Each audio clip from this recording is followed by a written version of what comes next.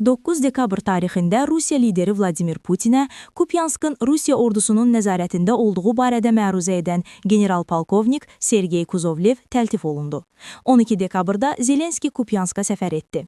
Zelenskinin səfərindən bir neçə gün sonra isə məlumat yayıldı ki, general Kuzovlevin cəsədi tapılıb. Bu barədə politoloq Kamran Cəfərov bildirib.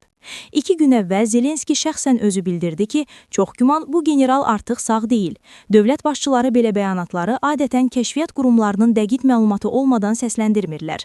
Bu hadisə Rusiya hərbi-siyasi elitasında hökm sürən kritik gərginlikdən xəbər verir, politoloq əlavə edib. Qeyd edək ki, bugün Rusiya Silahlı Qüvvələrinin Operativ Hazırlıq İdarəsinin rəisi general-mayor Faniyy Sarvarovun olduğu avtomobil partladılıb. General ağır yaralanıb.